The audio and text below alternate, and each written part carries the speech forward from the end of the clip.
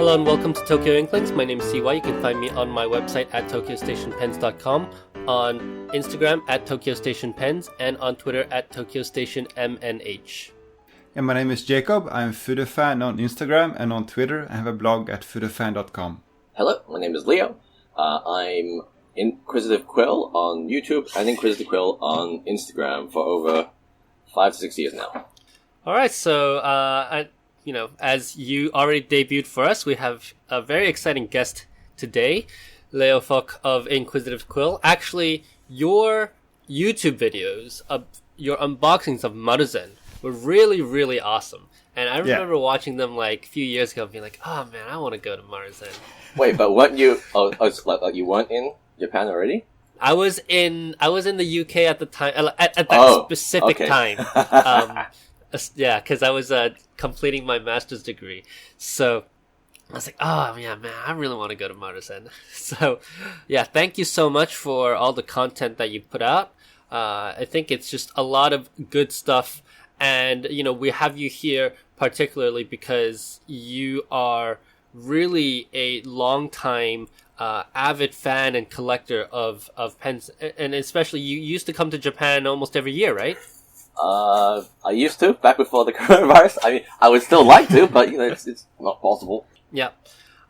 So today we have an awesome topic. We're going to try to focus mainly on pilots. I mean, there's just so much even within that brand. But before we go into that, we'll kind of skip the regular acquisition stuff. But we do have a tradition on this podcast, Leo. Oh, tell me about it. This tradition is that we read reviews. Okay. And this is actually Jacob's favorite part of the podcast. So, we have, let's say, can we read 2 reviews today? Go ahead. All right. Let me see. So, we have the first review. It's from Crispiana via Apple Podcasts. Crispiana writes, 5 stars, simply my favorite. Tokyo Inklings is not just my favorite pen or stationery podcast. It is actually simply my favorite podcast. It is equally informative and easy to listen to. The insight into the Japanese pen world is fantastic, and so is the rapport between CY and Jacob and the rest of the Tokyo Pen gang. Listening is like hanging out with your friends who just happen to be super up to date on all of Japan's latest pen shows, a fortnightly bright spot. Thank you very much, Crispiana. Thank you very much. Hope you're going to enjoy this session with Leo as well because he's super, super insightful. Second review is from Girl Curl. Girl Curl gives us 5 stars on Apple Podcasts.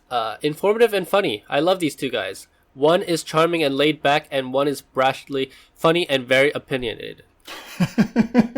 Really great podcast around Japanese pens and stationery, and then a heart. So, what a great review! That was a good one. Yeah, I think I must be the laid back one because you have what did you call it? Strong opinions, loosely held. Something like that, yeah. So are you cherry picking these, or like only the 5-star ones? No, I'm reading them just from bottom to top. Okay. Yeah. So he's always surprised that people want to give us 5-star reviews. All right. So thank you very much. We're really glad that you are able to tune in to all of our podcasts. We really, really appreciate your support. One way that you can support us is to write a review or go on our website and leave a comment. Expand the community, tell a friend, tell somebody at your office, maybe somebody who likes stationery, make it your Instagram story, make it your Instagram post. All of those things help us bring in listenership. Now, with that said, we have just quick sailor news before we head into the main topic, which I'm sure everybody's dying to listen to. So, Jacob, tell us. Yeah, so just a quick update on this Plus and Sailor deal, because I keep hearing people talking about, Sailor's new owners and how Plus now controls Sailor. So I just want to explain as of now, what has and hasn't happened with this deal. So right now, Plus holds around 14% of Sailor's outstanding shares, which makes them the single largest shareholder, but it does not give them a controlling stake. And more importantly, this has not changed since 2018, I believe.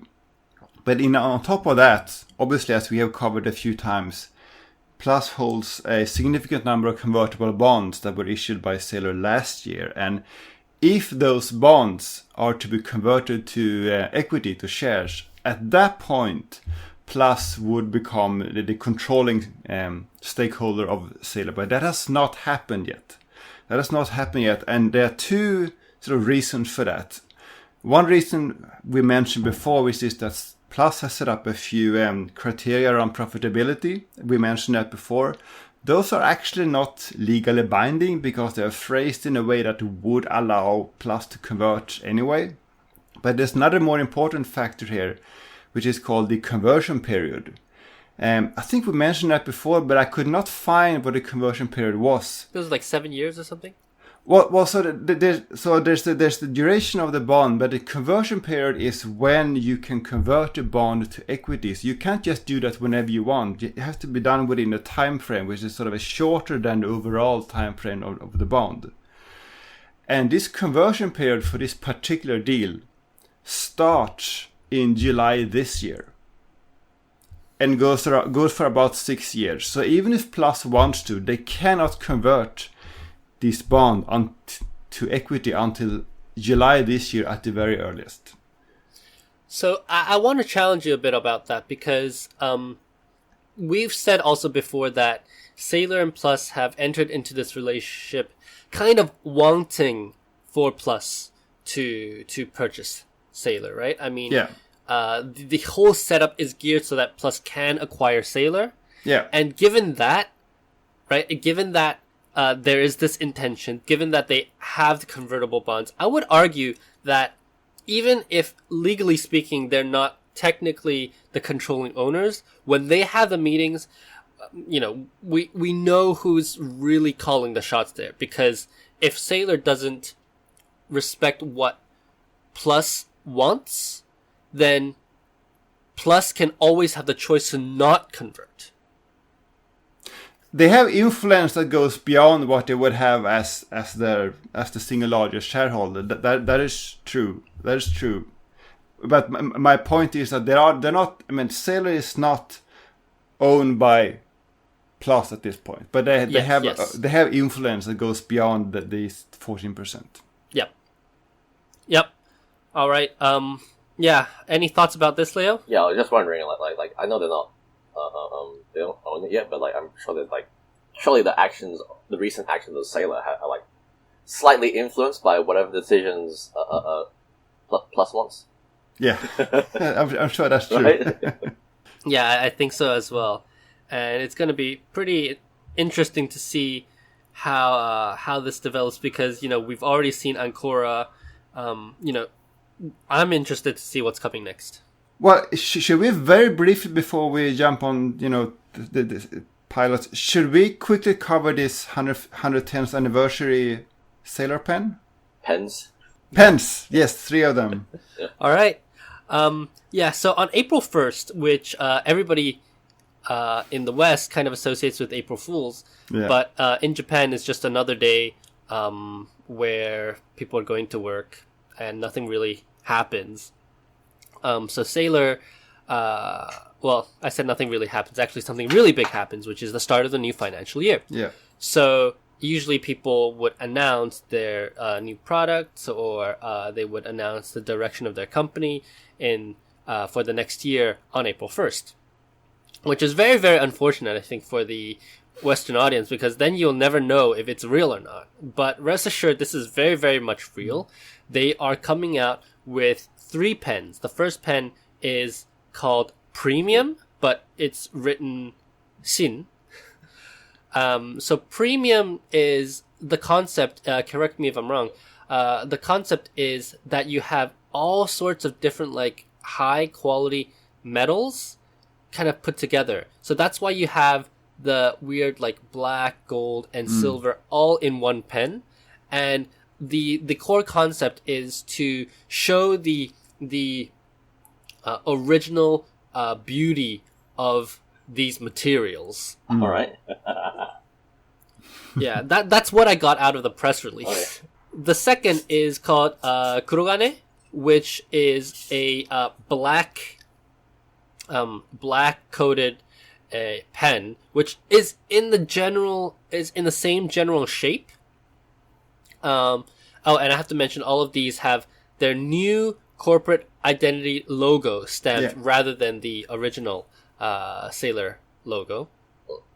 They have a weird bicolor plated nib where the silver is, I believe it's on the outer ring, and then the gold is on the inner ring.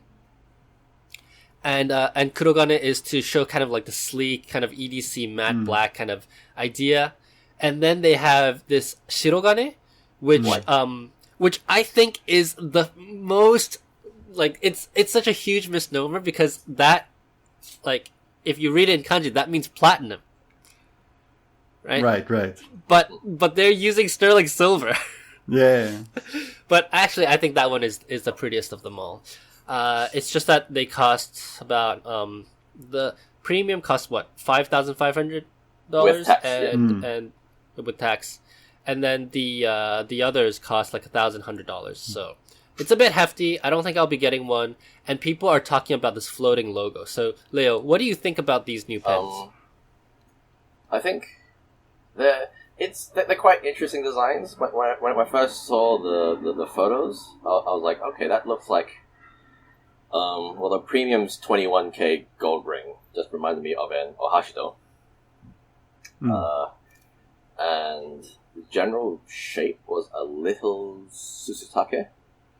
Exactly. Yeah, especially with the big section drop. And they don't have a clip. They have those weird things on the end, right? Yeah, they had that roll stop. They have a knobbly roll since stop. 1911. Yeah. Yeah, so I was like, okay, this is like some sort of mix between a Ohashido and but the back, like the back bit where you post, is just a cylinder, like a slightly small cylinder, and I was like, oh yeah, I might get the sterling one. I don't know. That seems relatively affordable, and I like the callback on the nib because they're using the old Anchor style framing. Oh no, and sorry, it's actually gold on the outside trim and then silver on the inside. Yeah, it's not the first time a Sailor old Anchor has done this. I know, like, at least one Marizan from the early 2000s has that reverse rhodium gold style. Yeah, and I think, as you said, the silver one is probably the one to go for. What do you think about the pens being all just rendered, and we're not really seeing the actual pens? That's just that's just prototype whatever. So we'll see the real one like soon enough. Especially their new fancy black extra special sturdy durable black plating that they've promised. We're different. It's not gonna just flake off apparently. So I think our friend Fountain Pen Memes, he had a perfect description of these pens. He called them Mecha Susutake. so it's a throwback to this bamboo style Susutake pens, but obviously the material is metal. I think it's a mix of new and old in a tasteful way. So well done, Sailor.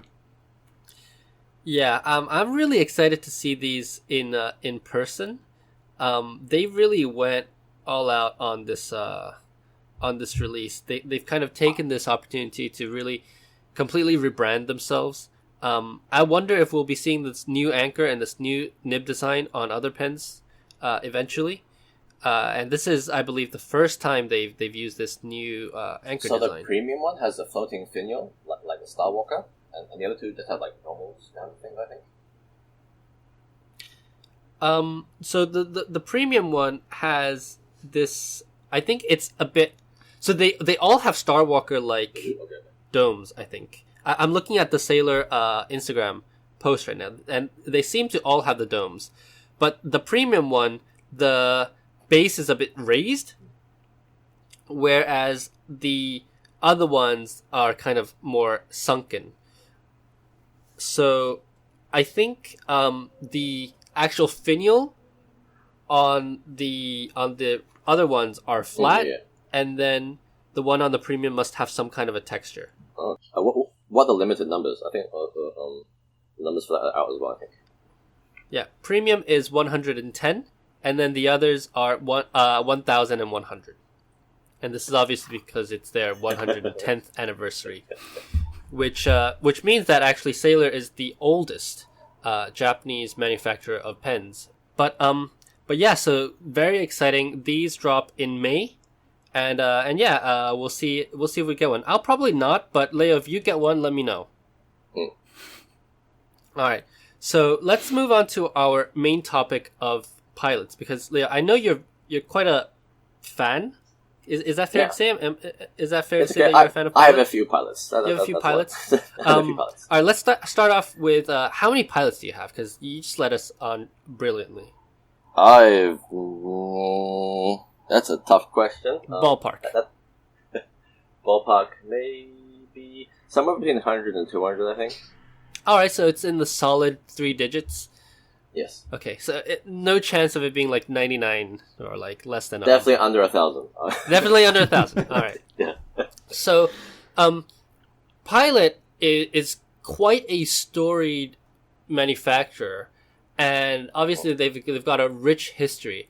And I just want to talk a bit about the founding of Pilot, because Pilot and Sailor, they both get their names from very similar places, right? Pilot Yes. is not a airplane pilot, because I don't think airplanes existed back then, but it's actually talking about a pilot of a ship. So can you run us through a bit of the founding of Pilot? It's kind of like a legendary story. Can I? Do I know my pilot is? I don't remember. I think some dude was like, I want to make pens. Let's name it after the captain of the ship. And he was probably like, it was early 1900s, so it was probably influenced by the early Watermans and Onotos that were imported over at the time. Yeah, and I believe the first name was Namiki, right? The Pilot wasn't something that existed until a bit later. Yes, in the first decade or so, the earliest ones are named Namiki because the guy was Namiki Ryosuke. Yeah, I think the co-founders, they were both a student at some nautical college in Tokyo. And I think they founded the company in 1918. But before doing that, before founding Namiki, I think that the claim is that Mr. Namiki, he made the first Japanese gold-nibbed pen. So the first made in Japan gold-nibbed pen. I didn't know that. That's cool. Didn't know that either. But Pilot, I mean, it certainly has had a lot of innovation. As you both said, Namiki, they started making pens. Even in the pre-war time, they changed their name to Pilot in 1938, where it became Pilot pens, and Namiki kind of became more of their premium line. So more of the high end series. Probably, I think they sort of they changed the name. They're okay with it, and then somewhere along the line, Dunhill came along and was like, "Oh, you make pens, and like you do Makia. Let's do a collab." And then maybe that's when they reintroduced their Namiki branding, maybe possibly because they were marketing towards a Western audience. So a Japanese name would have been more fancy, cooler. Now tell me about that. Tell me about Dunhill Namiki. Dunhill Namiki is a whole different breed of pilot. Throughout the past century, occasionally Dunhill has come in and said, "Hey, let's work together." I guess that's where a lot of the mystique and popularity around Makia comes in. Mm-hmm. I mean, when Pilot worked with Dunhill to make this sort of the fancy pens with Makia, a lot of the most I think maybe they use the most classic design, so Mhm. that's where the idea of like, oh, it's a goldfish makie comes from. I mean, that's the goldfish makie is basically the standard example that everything posts when like they describe, oh, how is makie done, and it's just like the 8-10 step process of some Yeah. guy drawing a goldfish. Yeah. Yeah, so my understanding is that Pilot, they hired like one of the most famous like maki artists in the country at the time, and he joined the company. He established this Kokokai group, and shortly after, they brought these maki pens to like the UK, and this Dunhill company Yes. saw that, and hey, this is nice. We want to be part of this. Yeah, and I think it was Pilot really that introduced lacquering on pens, right?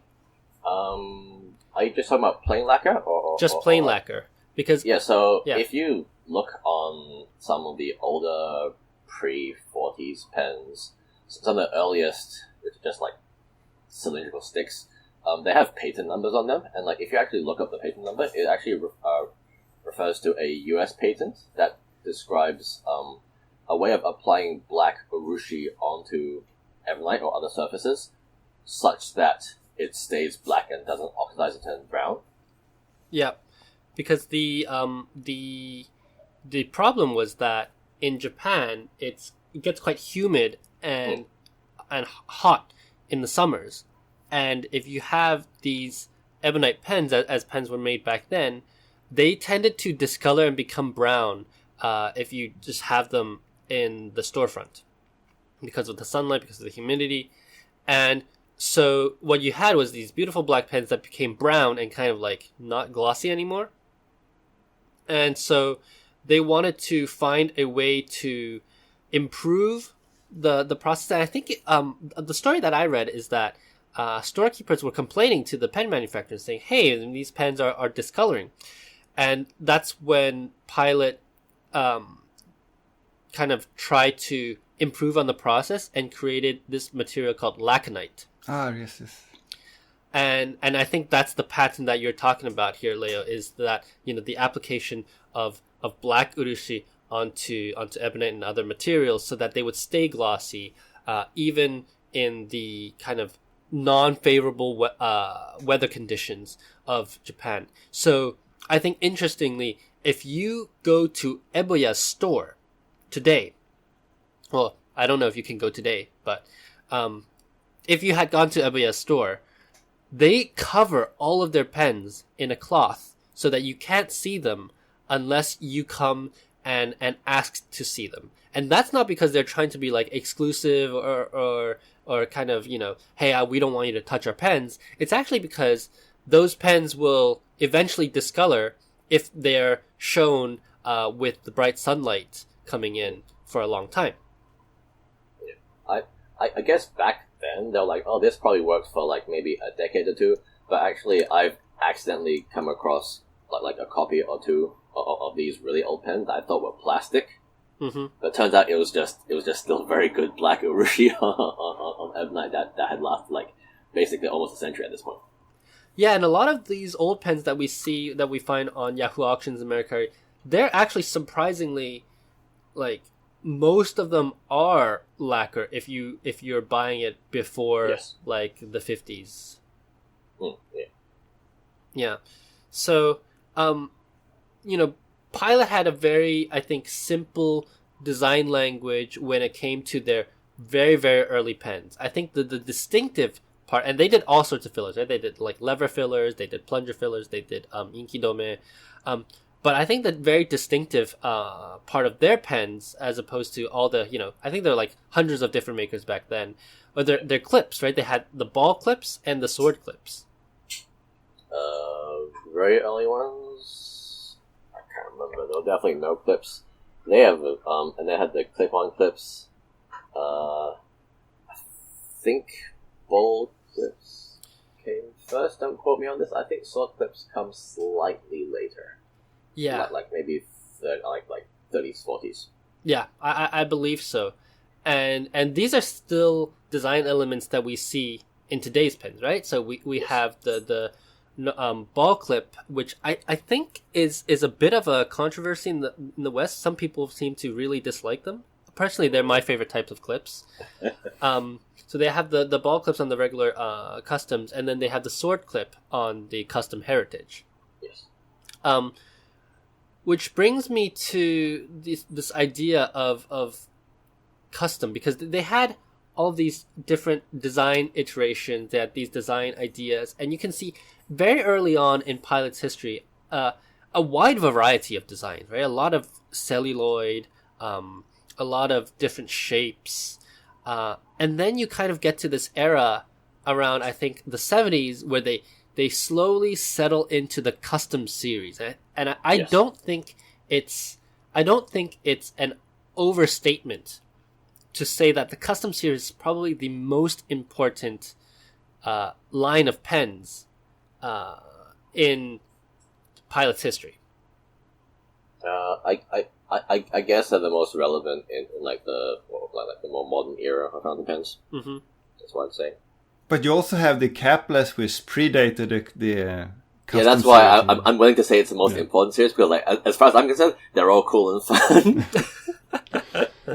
Like because you still have like the supers before that, and Right. then you've got the even earlier everything before 1950 that a lot less people care about, because it's also hard to find within like modern, like current knowledge. Yep. And like everyone's like where everyone remembers, it's, I guess, yeah, like the longest running use of a name in a pen model would be the customs and the capless.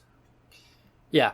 As you say, the capless actually predates it, right? And capless is still, they still do quite a variety of finishes. Yes. Yeah. And what's interesting is that there was a period of time where the capless actually overlapped with the custom in terms of design language, right? I'm thinking about the early 70s when they did the Yes. metal stripes. That's Yes. right. And I think that was actually the first custom. Probably yes. Yeah. So of the period of, long Pilot history, do you have a favorite era? I do. It is basically 70s and 80s, and the reason is because, it's the era where you can still get relatively like mint new stock pens of this era, and they use this was right after the supers, the supers of the 50s. Yep. And so they started using the normal squeezy pilot converters. Like And the so they're Con very 20s, easy to right? clean. Yeah. And so it's not very difficult to clean. The filling system is easy. I don't have to scrape rubber sacks off anything or fix anything. And yeah, so that's why I like models from the 70s and 80s, like the Deluxe and the Elites, or at least the Elites that don't use the strange weird accordions or anything else. And Oh, they yeah. just flush and use them. Yeah, the accordions are a bit difficult to restore, aren't they? Because you can't really find those sacks anymore. Nope, you have to make your own. Yeah, exactly. What a nightmare. So let me ask you this question. I guess it's really two questions. Do you have a favorite pen from the history of Pilot? One particular model.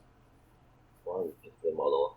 I think the one going down to one would be a toss-up between the 65 and the 70, which is, I mean, that pretty much covers all of Pilot's modern offerings. So the 65th anniversary Pilot introduced the FK, the round. Not introduced. It reintroduced that round-ended shape. Is you that see is on that the custom. the barleycorn pen? Yes. Okay. Yes. So that reintroduced the round shape that you see on custom 74s Mm-hmm. and the other ones, and also introduced the Con 70 in integrated format. Oh no. Oh, so you can't remove that. Yeah, you can't pull it out, but you can unscrew it, unscrew the mechanism from the back, and then clean it like that. And also the vest type from the 70th anniversary vest type, which is the flat end model. Yeah. So like, one thing about this vest type I wanted to ask you, this might be a good time. So it seems as if Pilot, when they talk about the vest type, they sometimes talk specifically about this, this brass and urushi model that, Maruzen and others had made very many special editions based on. But also they seem to talk in general terms about flat top pens, right? So how would you define a vest type pen? I think that term was first used for the 70th anniversary. So it's just a shape thing. It's not really a material thing. So they've done it in plastic. They've done it in resin, probably ebonite, and also metal. I mean, the shape itself, again, is not new. Literally, the earliest pilots from the 20s were that shape. Right.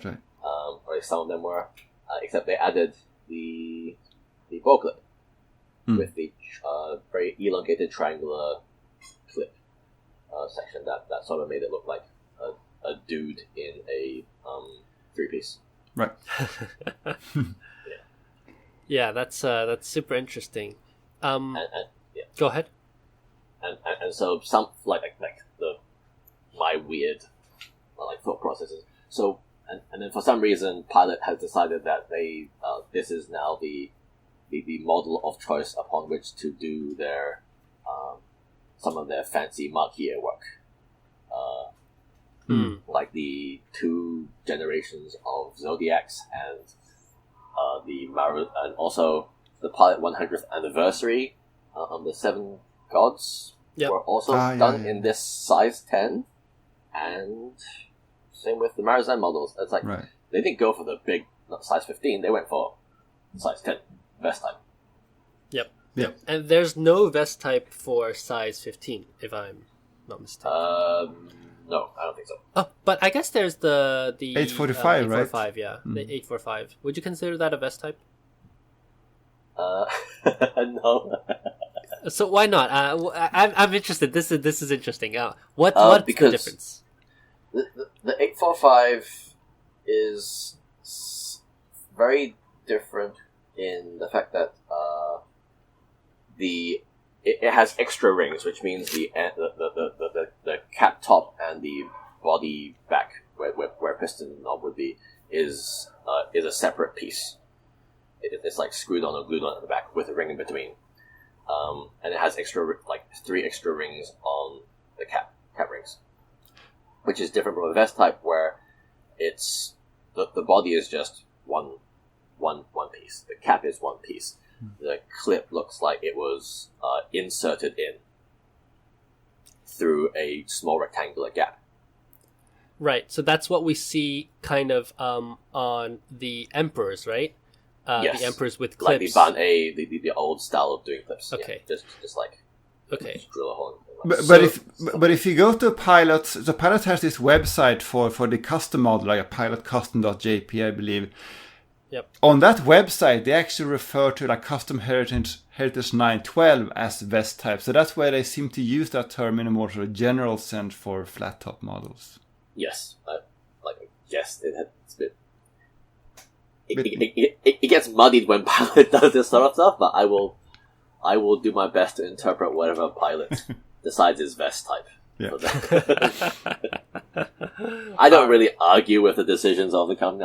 I just archive and say, okay, here's where they were very confusing with their marketing and designation of models. Yeah. All right. And what about we mentioned your favorite model across all the periods, but what about something that you can buy in the store right now? Like, do you have a favorite model that you can buy in the store right now? Absolutely, it is the 823. 823. I am very boring. It's like, yes, I have custom Marushi, I have Emperors, I have a bunch of pretty much everything from the recent era, but I've basically used an 823 for, it was maybe the 3rd or 4th pen I ever bought. Actually, it was for my first trip to Tokyo in 2015, 2016, and I ordered it off Amazon.jp to my hotel. And it has never left rotation.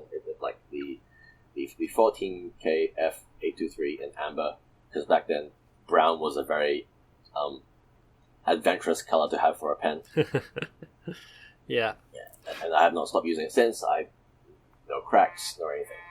So I have a follow-up question about your pen collection and preferences. So first of all, I'm not going to ask you what pen you're still looking for, because that might make it harder for you to find it. Yes. But instead, out of the pens that you have collected, managed to find over the years, which one took the most effort? Which was the hardest one to find? Hardest to find would be... I don't think... I think they're all...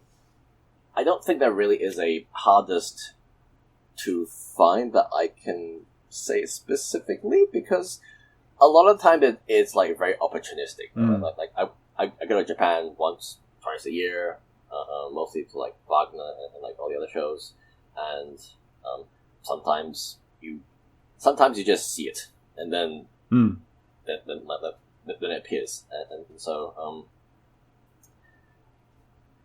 and so a lot of times the rarest pens might just be like sheer coincidence and like required zero effort, and then once you get the rarest pen for like a surprisingly low amount of effort, and then you spend a lot of effort trying to get the more regular models for like the next 2 years. Yeah, that's true. And I think that's been our experience at some of these pen trading events that we go to. Sometimes you find pens that we think are like super rare, and you see them for a good price, and you ask yourself, why isn't anyone else buying this right now? Right, yeah. I think one of our friends from the US, she was at Wagner, and she picked up a Sailor Micarta for about 20K Japanese yen, so that's like $200. It's like under half of MRSP. Yeah, and I mean they would go for much more now, right? Yep. Yeah, that's awesome. So, kind of a follow-up question to that: why are Pilot pens so collectible? I think Pilot pens are incredibly collectible because they have over 100 years of history. They are probably the maker with the most filling systems. I think even the big collectors in Taiwan would agree, because back in the early days, they tried everything and made up like some a different of their own company. weird stuff. What? Yeah, like they had their safety pens. They had their Vax. They also had their own weird filling drinking system things, using like celluloid/glass cartridges or whatever. So filling systems, a ton. Nibs, also I think Pilot has made the greatest variety of nibs over the past 100 years. And I'm not just talking about like sizes, because even back in the 20s and 30s they were doing 0, 1, 2, 3, all the way up to like 4, 5, 6, 8, 10, 20, 50. At least those models. I can't remember anything else off the top of my head. So at least that selection of nib sizes over the past 100 years. Again, also materials. Like celluloid, everything. And on top of that, not just nib size, but also nib shape. So, like they've done the normal nib shape. They've done hooded. They've done like these kind of like diamond shapes. They've done like inset with a raised diamond. Right. Even just the inlaid nibs is just how many different sizes and how many different shapes, and like how about at least 10. Everything that came from the Mew to the Volex to the to the Falcon, which has a completely different shape to like a normal nib. They've done that, which means they've also had to like make special shaped feeds for like things like the modern Falcon. So there's that, and then finally, on top of all this, the thing that like the cherry on top is that they date code everything. That's the worst part if you're a collector. Because suddenly you can see, oh my god, it has year and month and possibly even day as well. Got to find the right and so you can start collecting stuff just because there are numbers associated with them. You're like, oh, 70s. How about if I find the 50s, 40s, 30s, 20s? Yeah, so that like this is basic. Even though it wasn't meant for like the average user, the fact that they coded everything, even if it was for their own personal reference, I guess makes Pilot like super funny collectible. Awesome. Do you have a pen from this vast history of models? Do you have something that you want to revive? Want to revive? Probably not. You want them to stay collectible. Exactly. Do I really want to revive anything? I think I don't actually have these sorts of thoughts because 90% of my Pilot brain power is just devoted to categorizing and sorting everything that they've made into some semblance of order. That I don't really like. Yes, I can appreciate them. Would I want them to make? Well, like if they make a new model, that's just more work for me. It's not really. Like, do I want anything? I'm happy just watching them, watching their progress, and like seeing where they go. They should make more colors in the 823. They should make a purple one. Oh my god! Can you just dye your own transparent 823? What a great idea! Yeah, just dunk it in Bay State Blue and see what happens. They should make an 823 with a Pilot Super Ultra 500 nib. Yeah, that's very. I don't think that will. Well, I may or may not be working on something like that. But, anyways, moving on. Yes. So you mentioned the wide variety of nib offerings, and I just want to talk about like the nib widths, right? I think Pilot is the most prolific manufacturer of nib widths and like nib variations. I'm not talking about just in Japan. I'm talking about like, I don't think any other pen maker has made more variations. This includes like Wall Eversharp, includes like Schaefer, all these brands that people associate with great nibs, right? So if I count today, because we usually associate Pilot with like, oh, boring, black trim, pens, kind of not very interesting. But today they make 15 different types of nibs. Yeah. Right? And like, it's on a very easily accessible model, like the 74 and 7.2 as well. Yep. And there are nibs I wish they would make, like, so for example, I wish they would make a size 15 music nib. That would be awesome. But, I have to hand it to them. They make a huge variety. And there are even some nibs that are retired, right? Some nibs, and I don't have a kind of list at all. But what I do have is they had OB, which wasn't really an OB. No, well, it was a broad that they sort of ground to like a mild 10-15 degree angle. So it's still blobby. And I've seen those on 67s. Yeah. I've seen an HF. Do you know what's an HF? Yes. So the 70th anniversary introduced the vest type, and then that was a limited model. And then for like maybe a period of maybe 10 years, they made a normal version of that, which was the custom 72. So not 74. 74 is round top. 72 is a flat top that looks just like the 70th. And for those, they offered them in HF, HM, and HB. Probably referring to like hard fine, hard medium, and hard broad. And like those are quite stiff. And if you want to know what it feels like, even though I believe they were size 10, they feel just like the modern Heritage 92, the piston filler nibs.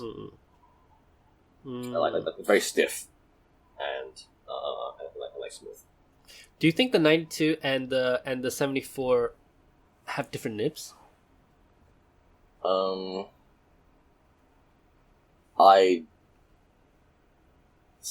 I don't think so, but for some reason I feel all the pilot all those pilot piston filler nibs seem like just very stiff for some reason, like stiffer than normal for some reason.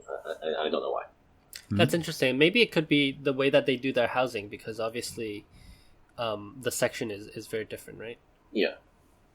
But that was a weird thing that I noticed, because you use a bunch of 74s and then you move to this, it's what's essentially the same number 5 rhodium plated nib. Yep. It's just rhodium plated, and then suddenly you're like, oh, that's different.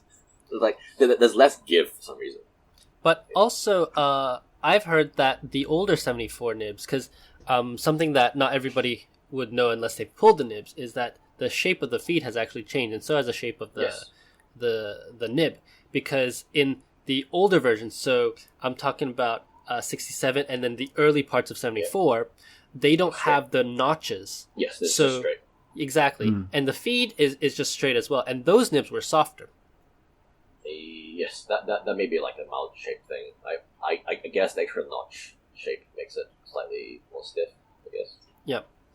And I believe Pilot is the only manufacturer in Japan. This is kind of an aside, but Pilot is the only manufacturer in Japan who makes their own tipping. So Sailor and Platinum buy tipping from other companies. Oh, cool. I did not know that. This tipping is actually from Hokkaido, so it's all made in Japan. What was this? Hokkaido Iridium. Exactly. It's like the third export after the uni and the other seafood. It's the Iridium. Yeah. We also see this outside of the hard find. We saw Extra Smooth from Itoya. Yeah, that was a mildly weird. Okay, so you say that was from Itoya, but I feel like I've seen promotional material from the 90s where it was offered, but I think again it was a very very short-lived or tiny offering, where they offered these the ES, which they were like, this is extra smooth, in FM, M, and B, so I think at least 3 sizes. Yep.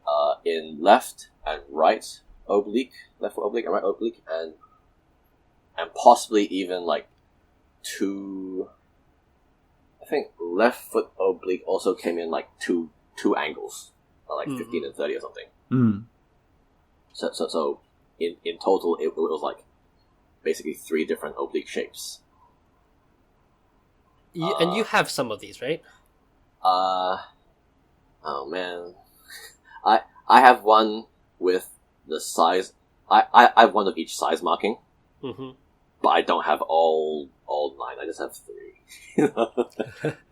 I mean, it's just it looks like they took a normal FM, M, and B, and then they applied a slight angle to it, so it fits. So it might fit your handwriting style if you write at a oblique angle. And that's interesting that they called it extra smooth, because I would imagine that a ball shape should be theoretically smoother. So it's extra smooth for a tiny percentage of people who have weird writing angles. All right. And I am sure I'm missing a lot of other retired specialty nibs. Can I just talk about some? Yes. So, yeah. So modern Pilot has 5, 10, and 15. No, I'm not including 30. 30 was a very recent invention. 5, 10, 15, and they come in 14K and 18K. Except 18K usually is reserved for their fancier stuff. Yep. Except Pilot has been getting lazy in the past decade. Okay, bad Pilot. And only offer the 18Ks in maybe up to 4 or 5 nib sizes, F, M, B, B, B. But back in the 90s, they would offer them in soft fine and soft fine medium and soft medium in 18K. Yeah, I've seen these on Yahoo Auctions, especially on the not the regular nibs. Yes, usually I found them on the 745 and the 748 series, which was a bunch of gold-plated and sterling silver barleycorn pinstripe round top pens, in the style of the Mont Blanc 146 Yes. pinstripe and Balicon. Yes. Yes. Yeah. And like back then they had like three soft versions in 18K, which is like Right. incredibly unusual. You don't really see them these days. Yeah, and they also did like up to like 22K, right? Pilot did up to 22 or 23K, yeah. Yeah, so lots of different variation here that you can see, and there's just a lot of history. There's one nib in particular that I wanted to ask Leo about, because I saw it mentioned very briefly in Tsunamistan's book, but I can't find much information about it. It was something called a signature nib. Those are not too rare. You see them. You see a lot of the pocket pens with the nail style nibs with signature on them. What does it mean? I can't remember. For signature, is it soft? Possibly. They tend not to be very. They tend not to be very fine. It's like on the medium to broad side of things, and yeah, that's all I can say. Sorry, it is common if you chase pocket pens, I believe. I see. I'm gonna have to go look for some pocket pens then. Yes, I seriously do not have enough information on the whole bunch of pocket pens and their like script, and well, manifold is easy. Manifold was like clearly like they folded it a whole bunch of times, so it would like be stiff for carbon paper. But script, they have script soft manifold and signature. And, okay. Yeah, I've and their seen meanings script. are possibly not as clear as they might obviously like describe. It's like script was like, it's like for script. What, so for Japanese script? I should stop talking at this point because I don't know enough to talk about it. But like I remember people saying like script was, it was not necessarily for a Western script. It may have been for for Japanese script or something. So it has a very specific and not extreme softness and shape. And that kind of brings me to my favorite controversy around Pilot. A lot of people claim that the Pilot FA nib has flow problems because they were designed to write Japanese script.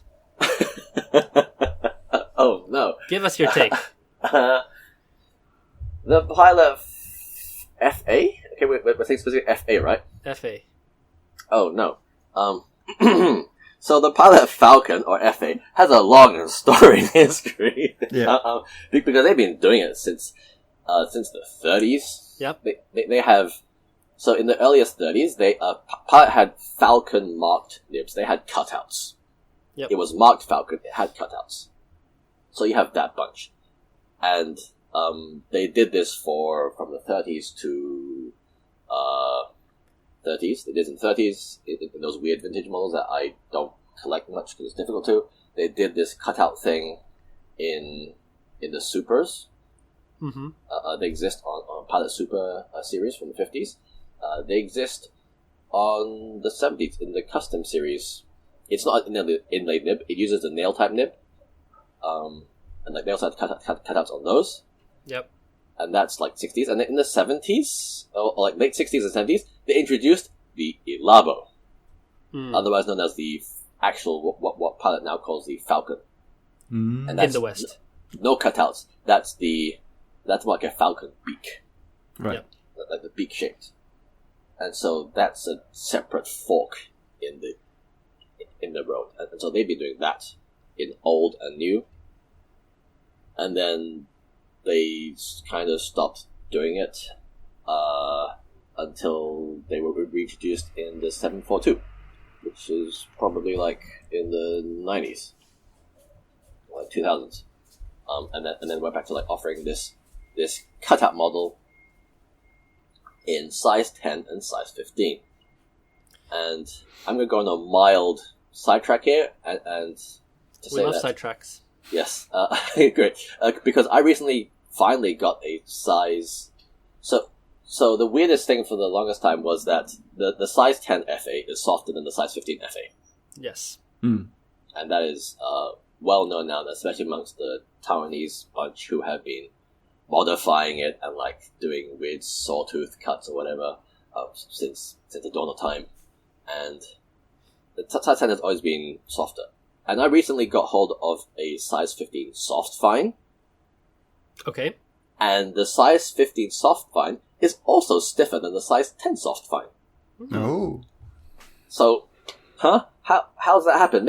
Maybe it's because the exact proportions of the size 10 pilot nib are not, like, it's not exactly scaled up to the 15. So it's a 15, maybe it's a slightly different width versus length.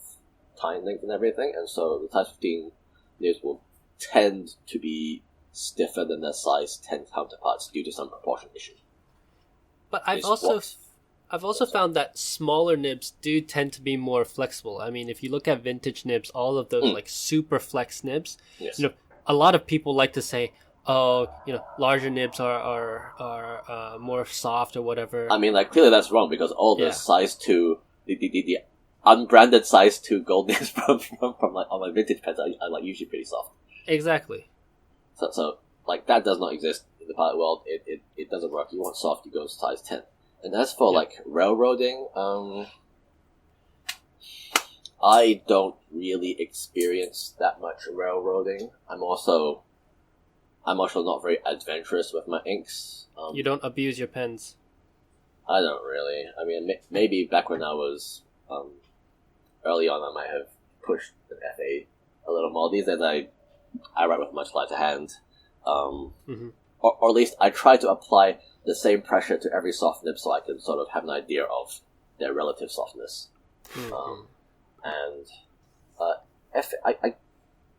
I feel like because different color inks have different color dye compositions and all these different dyes have different viscosities, I guess my theory, not theory, I think that there are some super thick inks like the nanoparticle ones from Sailor. They don't really railroad much. But you mentioned that these FA nibs have been around for decades now. So, what about the pre-742 FAs? Were they all on pens with ebonite feeds? No. The earliest ones would have been on ebonite because it was 20s back then. But if you look at the one from the 70s, the Pilot Super and the Pilot Elite, right, custom, that from that era, those things barely have what you would even call a feed. Right. Like some of those models, it was literally just a plastic bed with a line drawn down it as like the tine to draw ink down. And some of the other more annoying ones had like a tiny landing strip of sponge as the feed. And that's all it was. And like, but also those have great hairlines and they don't really go some don't go as wide as like one FA, but the hairlines were better. So, like I myself have not really experienced too much trouble with railroading. Maybe I feel like light colored inks, like my yellows and oranges, might like to railroad more, and maybe my greens might like to railroad more. But like the other colors seem to be pretty okay. So as long as you avoid toner and limbs, you should be fine. That seems to be. Oh, really? Is that what it is? Yeah. And we did ask retailers here, and the funny thing is, I think everybody in the West always says, "Oh, these are made for Japanese script," but then here, it seems that everybody says, actually, they're made to write, Western calligraphy. Yeah, even Pilot's own pen doctor told me that. Yeah, they were really confused. They're like, "Who said that?"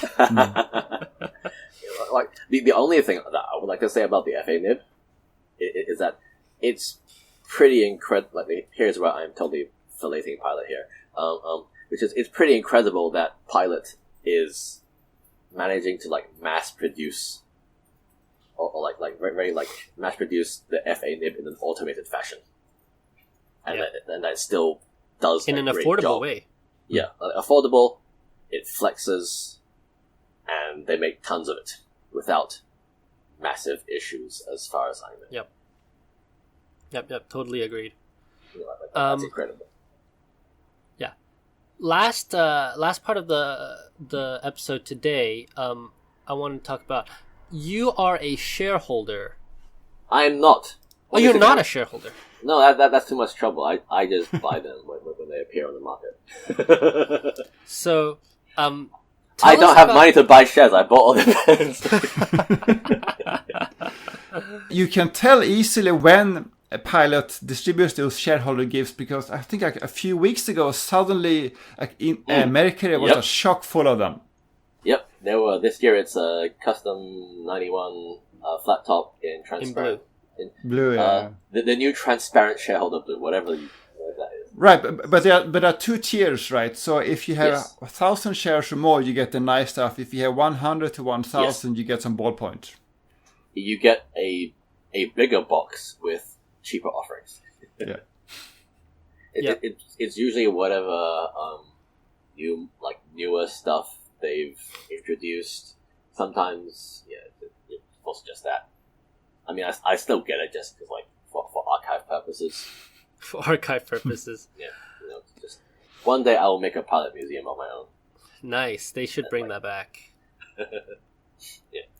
And so I think every other year, I feel like they seem to alternate between a fountain pen and a non-fountain pen. So this year was a 91. Last year was the Timeline set of ballpoint and mechanical pencils. And the previous year, the year before that was the Capless. And the year before that was the Grants mechanical pencil and ballpoint. Yes. And then before that, it gets blurry. I can't. Apparently, it's a Grants as well. Okay, I didn't know they released the Grants in consecutive years. Yeah, it says the fountain pen Grants. So I kind of want to become a shareholder, but what's the monetary commitment according to current pilot? Yes, so it's $35 per share now. So it would be. It would cost me 3.5 million Japanese yen, which I don't have. Yep. Just sell all your pens, Cheaper to buy them on the secondary market. Exactly. Yeah. All right. So this was a fantastic episode. Thank you so much, Leo. Are there any closing thoughts that we want to end on? I just want to ask Leo one last question, if we have time. So I remember watching his YouTube videos back in the day when he did lots of them. Especially the ones where he did his Japan pen shop hauls, where Kingdom Notes and so on. And there were a lot of sailor pens, I think, back then. Especially you got every exotic pro gear that Kingdom Note had at the time, right? It seems as if your focus has shifted away from sailor. Is that correct? And if in that case, why? Yes, you've discovered my dark and sordid past with sailor. I mean, I empathize with every single sailor chaser out there right now, because I used to be one, and then I just burned out. It was too much. like the volume of special editions just got too much for me to handle, and I got horribly emotionally thunderstruck. There was just too many, and I couldn't get them, and so my final choice was just to can't get them. I'll just leave them and just give up on my relationship with Sailor special editions. I mean, I still have a little bit of a connection. Maybe once every few years, I'm like, oh, that's pretty. Maybe I should get one. Right. And then I buy one, with not too much regret. Yeah, sailors. They're very difficult to collect. And it's just getting worse, right? Or better, depending on your perspective. Yes, exactly. There's more to collect. All right, so thanks a lot. That's the end of the episode. Thank you so much. My name is CY. You can find me on my website at tokyostationpens.com, on Instagram at tokyostationpens, and on Twitter at tokyostationmnh. And my name is Jacob. I am Furufan on Instagram and on Twitter, and I have a blog at furufan.com. Thanks for having me. I'm Inquisitive Quill on YouTube, which I might promise to have one video a year. But mostly I post daily on Instagram at Inquisitive Quill, and I've been doing so since mid-2016. All right, thanks a lot. Bye-bye. Bye-bye.